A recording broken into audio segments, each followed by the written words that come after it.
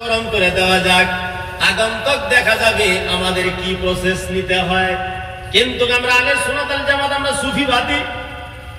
সুফিবাদী যারা হয় তারা জীবনেও কায়দা করে না, লড়াই করে না, গুসা করে না। তাগর পিঠিতে যদি কিল ঘুষিয়ে দাও তারপরেও কয় মারহাবা। আর একদল আছে জমি জামা নিয়ে তো কায়দা করে নবীর দুরূদ দিয়েও কায়দা করে। আমি তাদের কথা এখানে বলবার চাই না। নবীর ইশক মোহাব্বত ছবিরই দরকার, যেরকম ছবিরই দরকার আছে না নাই?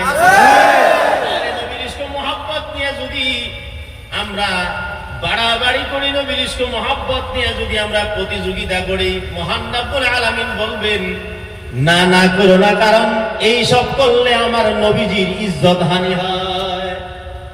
এই জন্য আমি অনুরোধ করব, আমরা যাতে মহব্বতের পানি দিয়া মানুষের কলিজা ভিজাই, অন্তর ভিজাই, নয়নে পানি আনি। দেখবেন ইনশাআল্লাহ দ্বীন ইসলাম সরবে, ফলবে, ফুলবে এবং আখিরাত পর্যন্ত, কিয়ামত পর্যন্ত দ্বীন ইসলামের চর্চা হইতেই থাকবে। আমরা সুফিবাদী মুসলমান, আমরা কিন্তু রাগ ঘুষা করি না।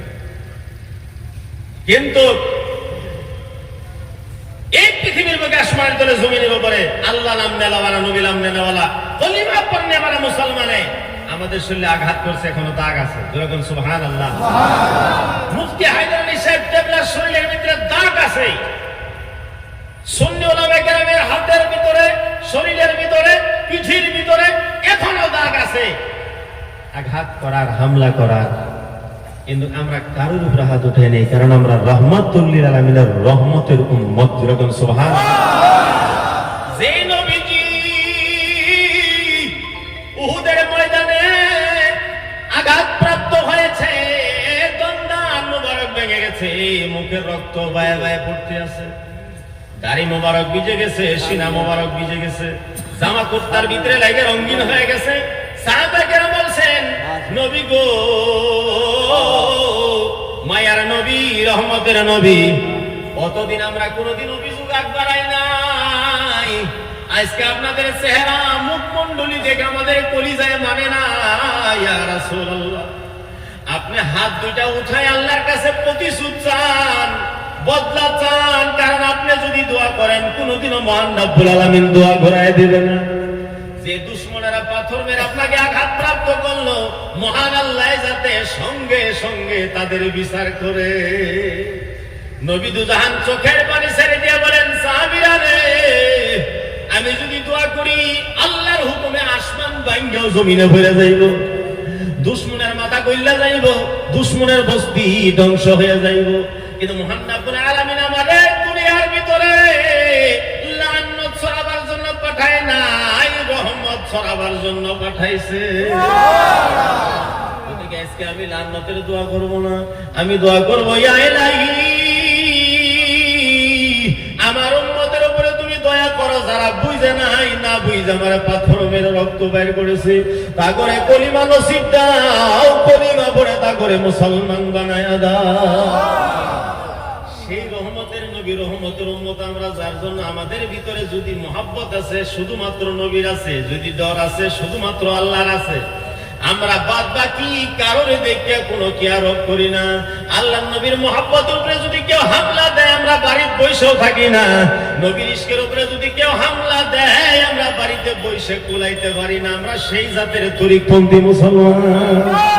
যেরকম মারহাবা,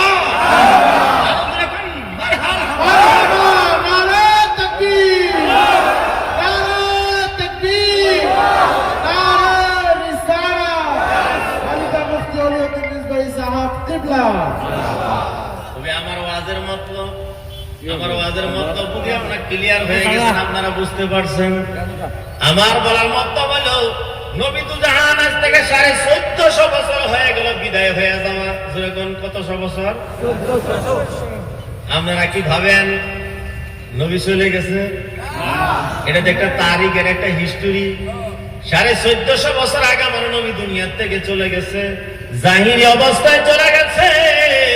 এখন আমার দয়াল নবীজি প্রতি আশেকের কলিজার ভিতরে বিরাজমান। কौन कहता है कि नबी मर गया, हाय हयातुन नबी सबके दिल में छा गया প্রিয় মুসলমান, আমার নবীরে যদি তালাশ করেন প্রত্যেক জায়গাতেই পাওয়া যাবে। হযরতে কাজী আয়াজ রাহমাতুল্লাহ আলাইহি আশ-শিফা নামের কিতাবের ভিতরে উল্লেখ করে, কেউ যদি বাড়িতে গেছে, বাড়ির যদি কেউ নাই, তবুও যাতে সে কালা সালাম কাজা না করে। জিজ্ঞাসা করা হয়েছে তাহলে সালাম দিবে কারে বাড়ির যদি কেউ না থাকে? হযরতে কাজী আয়াজ রাহমাতুল্লাহ আলাইহি বলেন, সালাম দেওয়া হবে নবীজি রূহের উপরে, কারণ নবীজি রূহ মুবারক প্রতীক মুমিনদের বাড়িতে থাকে। আমাদের প্রতীকের মুমিনের ঘরের ভিতরে আমার নবীজি বিদ্যমান, আমার নবীজি উপস্থিত। আমার নবী রহমত কোনদিনও মরতে পারে না। আমার নবী হায়াতুন নবী এখনো সোনার মদিনায় আপনার আমার জন্য গুনার মাগফিরাত চাইতেছে আল্লাহর দরবারে। আর আশিকেরা যখন দুরূদ সালাম নবীর খেদমতে পেশ করে, তাদের ব্যাপারে একজন কবি বলেন, দরুদ ও সালাম যখন পড়ে নবীর আশিক গণে,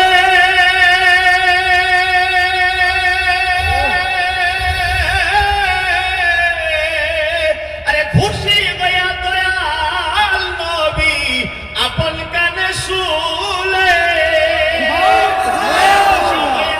দয়াল নবী আপন কানে শুলে, আরে প্রমাল তার খুইলা দেখো, প্রমাল তার খুইলা দেখো রুহুল বয়ানে, জলদি করে চলো আশিক সেই নবীজির দেশে রে, জলদি করে চলো আশিক মদিনা শহরে।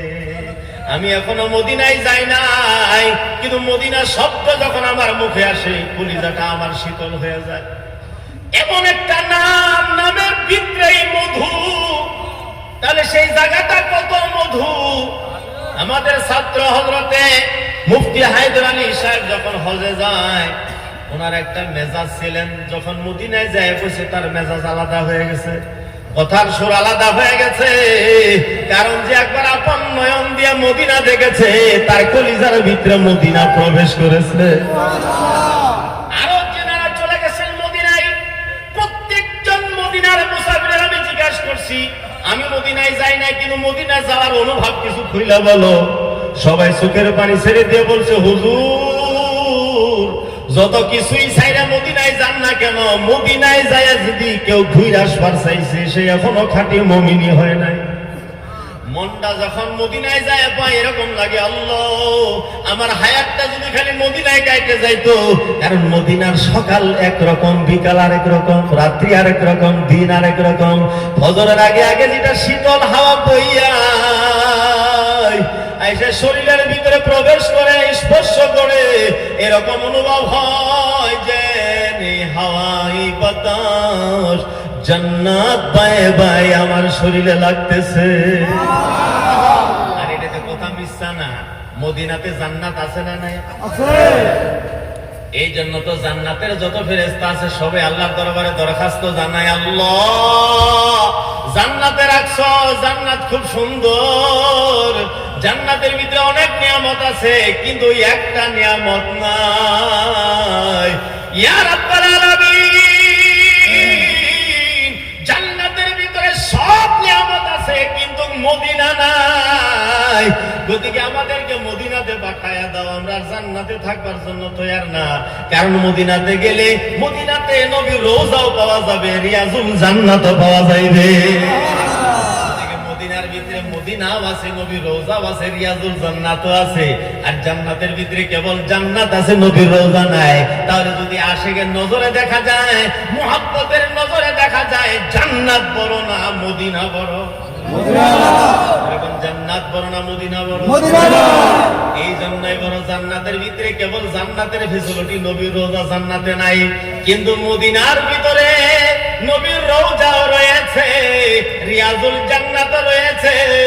আমার নবীজি বলেছেন, মা বাইনা মেম্বারি ওয়া রাউজা ওয়া হুজরাতি রাউজাতুম মিন রিয়াজিল জান্নাহ।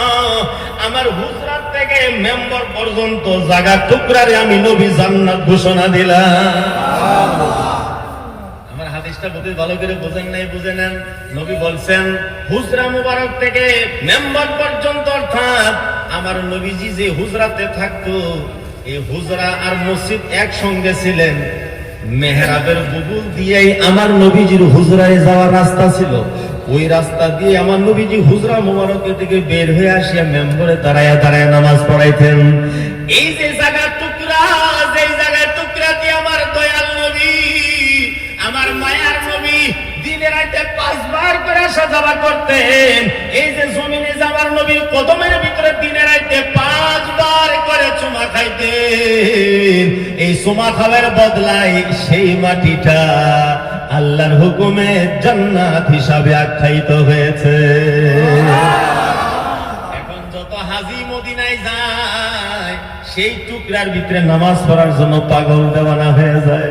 আমার কলিজার ভিতরে বহুত নিয়ত, আমি নবী দেখি নাই, আমি নবীজির নুরানি চেহারা দিদার করি নাই, কিন্তু সেই মাটি এখনো আছে, যে মাটি বাস্তব জগতে আমার নবীর কদম চুমা খাইতো নবী দুনিয়াতে বাস্তবে থাকতে সময়। সেই মাটির টুকরা এখন পর্যন্ত সাক্ষী দিতেছে আমার উপর দিয়া দয়াল নবী দিনে রাতে 5 বার করে আসা যাওয়া করত। সেই মাটির টুকরাতে যদি কোনোদিন আল্লাহ আমারে পৌঁছায়, আমি মাটি ধরে কান্দা কান্দা কমু, মাটি রে যদিও নবী নাই, কিন্তু তুমি তো এককালে নবীর পায়ে চুমা খাইছিলা, গতিকে এখন তোমার আমি বুকে জড়ায় ধরবার চাই, আমি তোমার বুকে জড়ায় ধরায় নবী দেখার স্বাদ নিবার চাই। এটাকে বলা হয় আশিকি ওয়াজ, এটাকে বলা হয় মহব্বতের ওয়াজ। আর সুন্নি জামাতের সবসময় মহব্বতের ওয়াজ করে, আশিকি ওয়াজ করে। আশিক আর পাগল সারা দুনিয়ার ভিতরে আর কারো কোনো ভাত নাই। যেরকম মারহাবা, নামাজি হন, পরহেজগার হন, যদি নবীর ইশক মহব্বতের পাল্লার ভিতরে জুকমাত করার পরে ফেল হয়ে গেলেন, সারারাই জাহান্নাম। যেরকম সারারাই জাহান্নামী না? আপনি খুব নামাজি, খুব পরহেজগার, খুব হাজি, খুব গাজী, কলিজার ভিতরে নবীর মহব্বত নাই, ইয়াজিদের মতন দুশমনী, তাহলে কি সে ইবাদত বন্দেগীর কোনো কামে হবে?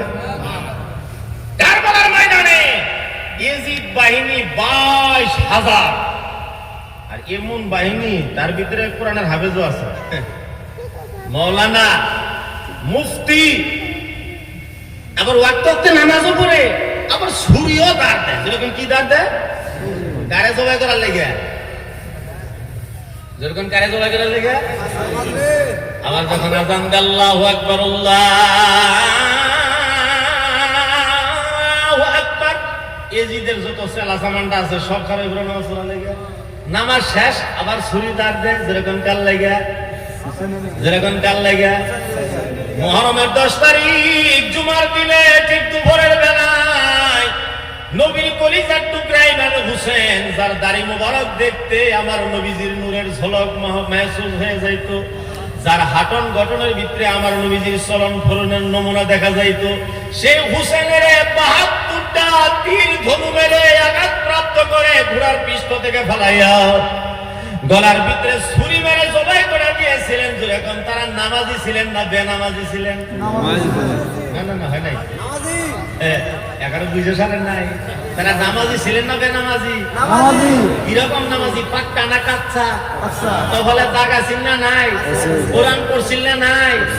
ইয়াসিন রহমান পড়ছিল না নাই? দোয়া তাসবিহ তাহলিল করছিল না নাই? আল্লাহ নামের জিকির করছিল না নাই? তাহলে দুষ্টা কোন জায়গায়? ইমান তো ঠিকই আছে, নামাজ পড়তেছে নবীর লগে। হ্যাঁ, মাশাআল্লাহ, নারে তাকবীর, নারে রিসালাত। 7.5 লক্ষ বছর আযাজিল ইবাদত করে কোন আসমানের ভিতরে তারে এমন বরণ দেওয়া হয়েছে, আমার যেরকম গামছা দিছে, প্রত্যেকটা আসমানের ভিতরে এই আযাজিলের গামছা পাইছে। যেরকম কি পাইছে? গামছা।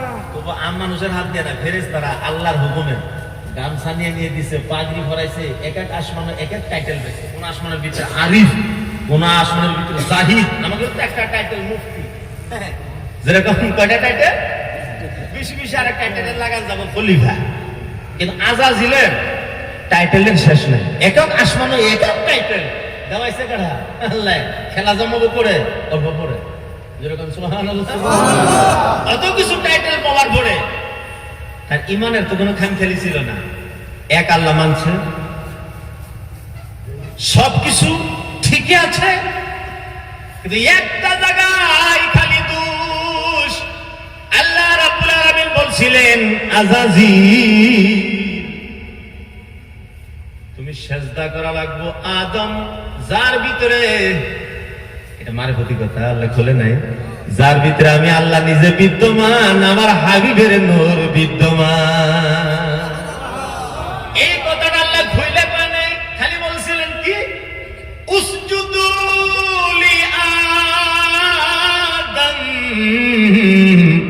তোমরা সবাই আমার আদমের সেজদা করো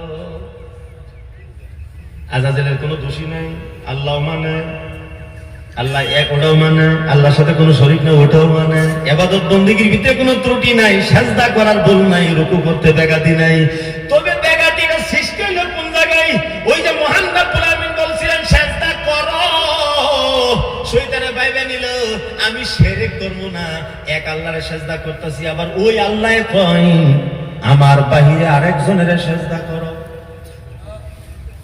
এটা চিন্তা করে দেখলো না সেজদার হুকুম দিতেছে আল্লাহ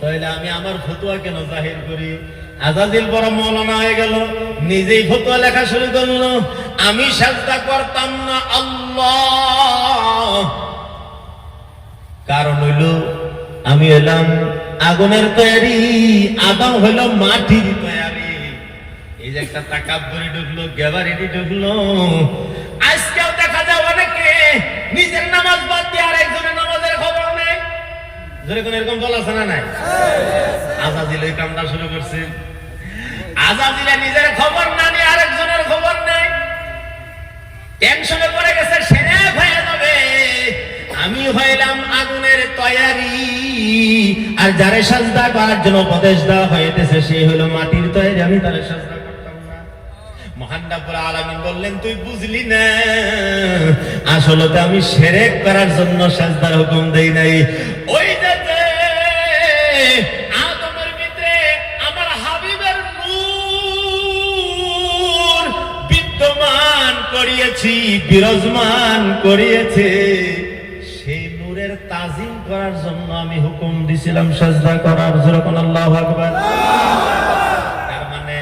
রাব্বুল আলামিনের সেই জায়গাতেও নবীর মিলাদ দিয়ে শুরু করছে দুনিয়া শুরু হবে নবীর মিলাদ দিয়া আদম শুরু হবে নবীর মিলাদ দিয়া সারা সৃষ্টি শুরু হবে হাবিবের মিলাদ দিয়া যেরকম সুবহানাল্লাহ সব ফেরেশতায় বুঝলো আদম আযাজিল বুঝলো না যার কারণে লানতের তক্তি কলার ভিতরে নিয়ে আছে এখনো নিয়ে আছে কিয়ামত পর্যন্ত নিয়ে থাকবে যেরকম থাকবে না নাই কোন দোষে ভাইরা আমার কোন দোষে সেজদা করা তো বাদ দেয় নাই রুকু করা বাদ দেয় নাই নামাজ পড়া বাদ দেয় নাই আল্লাহ মানা বাদ দেয় নাই শিরকও করে নাই কিছুই করে নাই তাহলে ভুলটা কোনটা করলো কিতাবের ভিতরে পাওয়া গেছে নবীর তাজিমের উল্টা করার জন্য নবীর সম্মানে ব্যাঘাতি সৃষ্টি করার জন্য নবীর ইজ্জতের ভিতরে হানা মারার জন্য আযাজিল আজকে শয়তান খবিশ হয়ে গেছে যেরকম আল্লাহু আকবার নামাজ ইবাদত বন্দেগী করার সময় একটু হুঁশিয়ার হয়ে থাকবেন যে আমি আল্লাহর বন্দেগী করবার যাইয়া নবীর তো ব্যাঘাতি সৃষ্টি করি নাই আল্লাহরে খুশি করবার যাইয়া নবীর তো আবার বেয়াদবি করি না কিছুগুলা মানুষ আমরা আছি না ধরেন দুইজন মাওলানা আইছি এক মাওলানারে তাজিম খুবই করতেছেন তাহলে আরেক মাওলানার বেইজ্জতি হইতেছে না যেরকম বেইজ্জতি তো করা লাগবে না একজনের ইজ্জত বেশি করায় তো আরেকজনের বেইজ্জতি না যেরকম ঠিক না ধরেন আপনার সাইডে জামাই বড় জামাইরে 5 বার জামাই ডাকতে হারছেন আরো যে 3 জন আছে তা করে একবারও ডাকেন নাই জামাই করে বোঝা হয়ে আছে এখন অন্য আরো যে 3 জন জামাই আছে তারা ভাববে আমার শ্বশুরে তো আমারে ডাক দিল না উইকে আমার ডাক দিল না উইকে আমার ডাক দিল না তার মানে এখানে একটা ব্যাঘাতি সৃষ্টি হয়ে গেছে যেরকম ঠিক না একজনের ইজ্জত করবার জায়গা আরো 3 জনের ইনসাল হয়ে গেল শয়তানের মাথা খারাপ আল্লাহ রাব্বুল আলামিনের লাল লাতা দিয়েছে আযাজিল বুঝলো না আল্লাহরে বেশি করবার যায় বেশি তাওহীদ পানা করবার যায় নবীর ইজ্জতের ভিতরে হানা হয়ে লানতের তকতিন এখনো ঘুরতে আছে যেরকম আরো কোন লাগবে না নাই এই জন্য সুন্নি জামাত হুঁশিয়ার, আল্লাহর নবী সাল্লাল্লাহু আলাইহি সাল্লামের তরিকা ছাড়া যাইব না। 1450 বছর হয়ে গেল আমার নবী দুনিয়া থেকে জাহির পর্দা করেছেন, কিন্তু নবীর আসল ইসলাম, নবীর আসল ইসলাম যাদের মাধ্যমে এখন পর্যন্ত আয়া পাইছেন, সে আসল ইসলাম যারা বহন করেছেন তারাই হলো আউলিয়ার জামাত। সুবহানাল্লাহ। আর বাদ বাকি যত দল, যত এনজিও, যত সাব কন্ট্রাক্টর, এ সমস্ত কোনো ভ্যালিডিটি নাই, কোনো গ্যারান্টি নাই। আল্লাহর ওলির জামাত নবীর আচ্ছা সাচ্চা ইসলামকে বহন করে এখন পর্যন্ত পৌঁছাইছেন। যেরকম বরফির আব্দুল কাদের গাউসুল আজমকে আপনারা চিনেন না নাই? খ্বাজা আজমিরির নাম শুনছেন না নাই? কুতুবুল বখতিয়ার কাকির নাম শুনছেন না নাই? নিজামউদ্দিন আউলিয়ার নাম শুনছেন না নাই? হযরত নাসিরউদ্দিন ইয়ামানি জলেশ্বরীর নাম শুনছেন না নাই? গিয়াসউদ্দিন আউলিয়ার নাম শুনছেন না নাই? আজান ফকির রহমাতুল্লাহ আলাইহির নাম শুনছেন না নাই? এই যে বৃহত্তর আসামের চারো কোণার ভিতরে যে বাঙালি মুসলমান, আমরা মিয়া জাতি জাগরে বলা হয়, আমাদেরকে মুসলমান বানাবার জন্য মহান রব্বুল আলামিন যে নবীটাকে প্রেরণ করেছিলেন, সেই নবীটার নাম কোন? উনি তো নবী না, মুহাম্মদ সাল্লাল্লাহু আলাইহি সাল্লাম আরবের মরুভূমিতে জন্মগ্রহণ করলেন জাহিরি অবস্থায়। মক্কা মদিনা থেকে আসামের সরজমিনে আসার কোন নজির নাই। এখানে কোন নবী আসে নাই, এক কথায় উত্তর দেন। তার নবীজি অমূল্য ধন, অমূল্য রতন দ্বীনে ইসলামকে আসামের সরজমিনে কে আনলেন, কারা আনলেন, এই বিষয় নিয়ে যদি তদন্ত করা যায়, সর্বসেরা নাম বেরোবে খ্বাজায়ে হিন্দ ও দরবার রে আলা তেরা কভি মহরুম নেহি মাঙ্গনে ওয়ালা তেরা। সবাই যেরকম মারহাবা, আরেকটু যেরকম মারহাবা, আরেকটু যেরকম মারহাবা। এর মুসলমান শেখ খ্বাজা আজমিরি দ্বীন ইসলাম আমাদেরকে আনলেন। জানা হোক, আমি বেশি লম্বা করি না। খাজা আজমিরির সিলসিলা বায়া বায়া আইতে আইতে আজ মাওলানা মুফতি হায়দার আলী সাহেব পর্যন্ত পাইছে। দেখতে তো দেখা যায় হায়দার আলী সাহেব বরপেটার একজন ব্যক্তি, কিন্তু ইনার ব্যক্তিত্বকে যদি ওজন করা যায় ভাই, এই পৃথিবীর কম্পিউটারে কাটা গোলাবে না। কারণ যে সিলসিলার অধিকারী বর্তমান ইনি হয়েছেন, এই সিলসিলা হলো সিলসিলায় হযরতে আলী, সিলসিলায় হযরতে আবু বকর, এই সিলসিলায় হযরত উসমান আলী, সিলসিলায় হযরতে আব্দুল কাদের জিলানী, যিনারা ইসলাম ধীরে ধীরে আনছেন। সেই সিলসিলার মাধ্যমে হযরতে এনায়েতপুরী রহমাতুল্লাহ আলাইহি, শম্ভুগুঞ্জি রহমাতুল্লাহ আলাইহি, মেজু হুজুর কুদ্দুসাস সিরহুল আযীম, জিনাদের ওসিলাতে এখন পর্যন্ত, এই পর্যন্ত ইসলাম এবং আহলে সুন্নাত জারি রয়েছেন, এখন পর্যন্ত দ্বীন ইসলাম চালু রয়েছেন। তাহলে জুড়ে কোন এই আউলিয়ায়ে কেরামের, এই বুজুর্গানে দ্বীনের শুকরিয়া আমরা হাসিল করা লাগবে না নাই? এদের কৃতজ্ঞতা করা লাগবে না নাই? যারা কৃতজ্ঞতা করবে না তারা নিমক হারামি না হারামি? হারামি কোনে যে নিমক হারামি তো হারামি বেশি শব্দ দেখা যায়। নিমক হারামি মানে যাদের নিমক খাওয়া যায়, খাইয়া যদি তাকে উল্টা করা যায়, তাকে কি করা হয়? যারা আমাদের কলিমা দিলেন, ইসলাম দিলেন, আহলে সুন্নাত ওয়াল জামাত দিলেন, কিছুদিন আগে যদি একটা দল বাইরে কই যে আমরাই ইসলাম জারি রাখছি, তাহলে 200 বছর আগে কারা জারি রাখছে? 300 বছর আগে কারা? নাম আসবে অমুক দরবার, এনায়েতপুর দরবার, নাম আসবে আজমির দরবার, নাম আসবে খানকা শরীফ। যেই সময় কোন ইউনিভার্সিটি, মাদ্রাসা, মক্তব, আলেম ওলামার নামগন্ধ ছিল না, এখন তো হক মাওলানার টাইটেল নাম 1.5 হাত করে লম্বা। যেরকম ঠিক না? এক মাওলানার তো নামই তালাশ করে পাইনি যাওয়া বছর আগে। হযরত মাওলানা হাজি গাজী, একদম এরকম করে লম্বা আইতে আইতে মাঝখানে নাম, তারপরে আরো 1.5 হাত লম্বা। পরে জিজ্ঞাসা করলাম তাহলে মৌলানা কোনটা? আর আগের কার যত বুজুর্গান, তারা নাম লিখতে পছন্দ করে নাই, খালি একটা নামই দিছে, ফকির মঈনুদ্দিন আজমিরি। ফকির কুতুবউদ্দিন বখতিয়ার কাকি, আর আসল ইসলাম তারাই জারি করে গেছে। এখন আমরা তৈয়ার সারনের ভিতরে বাগার দিয়া কই যে দ্বীনে ইসলাম আমরাই জারি রাখছি। আমি তো কমু যে আউলিয়া কেরামে জারি রাখছে, যেরকম সুবহানাল্লাহ। তবে এই ইসলাম জারি করতে আমার নবী কত কষ্ট করেছে, সাহাবায়ে কেরাম কত কষ্ট করেছে। একটা ঘটনা বলি আপনাদের কাছ থেকে আমি বিদায় নিব, আর দেখবো কার ভিতরে কত জজবা আছে, কারা কত নবীরে ভালোবাসো। আমার নবী যখন মক্কা থেকে হিজরত করে মদিনায় চলে যায়, আবু জেহেল আবু লাহাবে আমার নবীরে মক্কায় থাকতে দিল না। কারণ নবী যখন ওয়াজ করা আরম্ভ করেছে, কাফের বেদিনেরা দূরে থেকে পাথর মাইরা মাইরা আমার নবীরে জখমি করত। দয়ার নবী শান্তি মতে নামাজ পড়তে পারে না, মসজিদের নববীতেও পড়তে পারে না, হেরাম শরীফে তো আরো পড়তে পারে না। মক্কাতে যখন এই সেজদাতে গেছে, আবু জেহেল ইশারা দিছে, মুহাম্মদ সেজদা চলে গেছে, তোর একটা কাম কর, অমুক জায়গায় উঠ জবাই করছে, ভুঁড়ি টান, আর মুহাম্মদুর রাসূলুল্লাহ সাল্লাল্লাহু আলাইহি সাল্লামের পিঠের উপরে রাইখা দে। আমার দয়ার নবী কেবল সেজদায় গেছে, আল্লাহর সাথে দিদার আরম্ভ হইছে।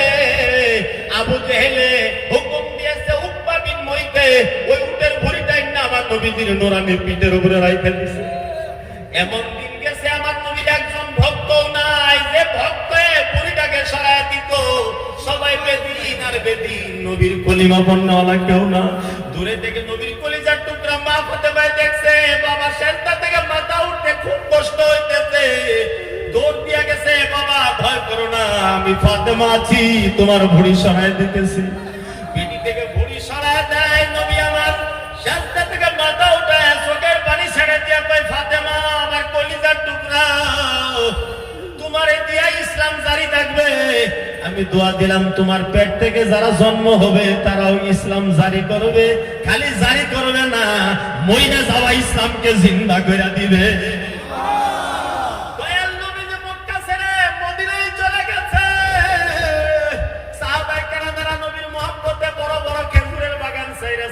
বড় বড় ঘর বাড়ি সাইডা সাইডা তারাও নবীর পিছনে দৌড়ে দৌড়ে মদিনায় চলে যাওয়া শুরু হয়ে গেল।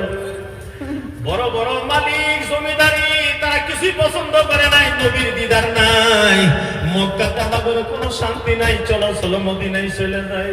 মদিনার মানুষেরা বলছে, তোমরা এত পাগল কেন হয়েছ, মক্কা এত সম্পত্তি রাইখে ওই মদিনাতে গলির ফকির হয়ে গেল। চোখের পানি ছেড়ে দিয়ে বলছে, আমরা ফকির হয়ে জিন্দেগি কাটায় দিব, তবু নবীর গলি ছাড়বো না, কারণ নবীর চেহারা না দেখলে কলিজায় মানে না। একটা বুড়া সাহাবী আছেন, নাম আছে জামুরা বিন জুনদুর রাদিয়াল্লাহু তাআলা আনহু। বুড়া সাহাবী হাঁটতে পারে না, হাত পা লড়াইতে পারে না, ওনার অন্তরে কান্দে, মনে কান্দে। সবাই তো একজন একজন করে মদিনায় যাইতেছে, আমি যাবার পাই না, আমার আওলাদ আমার সন্তান তোমরা কই, আমারে মদিনাত নেওয়ার ব্যবস্থা করো, কারণ আমি নবীরে না দেখলে মক্কায় আমি আর থাইকে কুলাইতে পারবো না। সাহাবায়ে কেরামের ভিতরে নবীর ইশক ও মহব্বত এতটুকু ছিলেন যেটা বয়ান করা সম্ভব না। হযরতে জামুরা বিন জুনদুর রাদিয়াল্লাহু তাআলা আওলাদ বুনিয়াদ ছিলেন 4 জন। এই 4 জন একটা পালকি বানাইলেন, পালকির উপরে উঠাইলেন, পালকির উপরে উঠাইয়া পুরানাকে যখন নিয়ে মেলা দিলেন, রওনা হইলেন মদিনার দিকে। আল্লাহ রাব্বুল আলামিন কোরআনে আয়াত নাযিল করলেন, ওয়া মান ইউহাজির ফি সাবিলিল্লাহ ইয়াজিদ ফিল আরদি মুরাগামান কাসীরাও ওয়া সাআ। যা আল্লাহর নামে সফর করে, আল্লাহর নামে হিজরত করে, তারা দুনিয়ার ভিতরে অনেক লাভবান হয়। এই পুরাটাকে যখন বহন করে নিয়ে যাওয়া শুরু করলেন, আধা রাস্তা না পাইতে পাইতে আল্লাহ আজরাইলকে বলছেন, আজরাইল যাও আমার সে হাবিবের আশিকের রূহটারে কবজা করো। হযরতে আজরাইল আল্লাহর হুকুমে উড়ে উড়ে গেলেন, যায়া দেখে এমন আশিক আমার পাগল, মদিনার জন্য পাগল হয়ে আছে, মুখের ভিতরে খালি মদিনা মদিনা আওয়াজ পাওয়া যায়, কিন্তু আল্লাহর হুকুম জান কবজা না করলেও হয় না। জান যখন কবজা শুরু করছে, পুরা যখন জানছে, বৃদ্ধ মানুষটা যখন অনুভব করছে আমার জান বেড়ে যাইতেছে, তখন কি বললেন, নিজের দেহটাকে মদিনার দিকে ঢেল দিয়া বললেন, হাবিবুল্লাহ আমার মনে অনেক আশা ছিল, তোমার রোজার কাছে আমি আমার জানটা দিতাম, কিন্তু আল্লাহর হুকুম আমার জান এখনই চলে যাইতেছে, কিন্তু আমি আমার দেহটাকে মদিনার দিকে দিয়ে দিলাম। আমি যাইতে পারলাম না, কিন্তু আমার মরদেহ যাতে মদিনার দিকে হয়ে পইরা থাকে, এইটাই আমার কপাল। এদিকে আল্লাহ রাব্বুল আমিন হযরতে জিবরাইলের পাঠায় দিয়েছে, জিবরাইল আমার হাবিবের কানে কানে কও, আমার হাবিব পাইতে খারাপ পাবো, আমার হাবিব পাতে মনে মনে বেজার হইব, কারণ আশেক রওনা হইছে তার মুলাকাতের জন্য। আমি তারে কেন জান কবজা করলাম, যায় কও পৃথিবীর জন্য একটা ইতিহাস বানায় গেলাম। আমার হাবিবের মহব্বতে যদি কেউ রওনা হয়, আধা রাস্তায় যদি ইন্তেকাল হয়ে যায়, আমি আল্লাহ তারে হাবিবের কাছে পৌঁছায়া দেই।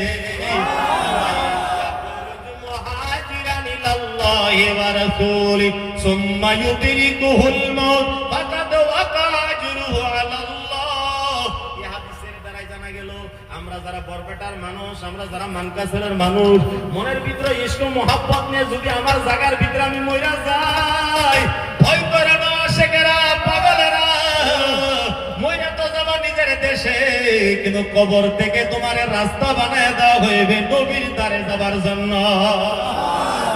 মদিনা সে দৌড়ে রে করে अगर पर गया तो मदीना से दूर रह कर अगर मर गया तो पहुंचेगा मेरा लाशा करवट बदल बदल कर, पहुंचेगा मेरा लाशा करवट बदल बदल कर।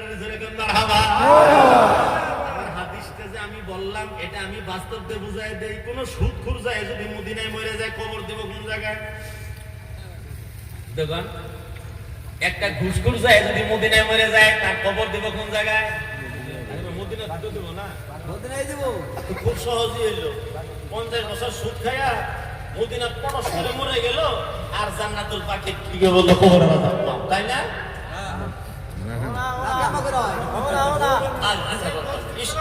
তাহলে আরেক আশেক আরেক পাগল মদিনা মদিনা কইরা সারা জিন্দেগি কাটাই দিল আসামের দরং ডিস্ট্রিক্টে মাক্কাসরে বরপেটার এলাকায়। আল্লাহ তার নসিবে মদিনা লেখলো না, মদিনা কইরা কইরে মদিনার সফর কলিজার ভিতরে নিয়ে আয়, নিজের এলাকাতে মারা গেল। জোরে কোন সেই এখানে থাকলো না, কোন জায়গায় গেল? তার মানে সুদখোরের লাশ ট্রান্সফার কোন জায়গায়? আর আশেকের লাশ ট্রান্সফার বুঝছেন তো? অনেকে কয় হুজুর এটা বুঝলাম না, আশেক মরে গেল দরং ডিস্ট্রিক্ট আর ঘুষখোর মরে গেল মদিনায়। চিন্তা নিও না, 1 সেকেন্ডের ব্যাপার, ট্রান্সফারই ধর ট্রান্সফার উঠার। সুবহানাল্লাহ।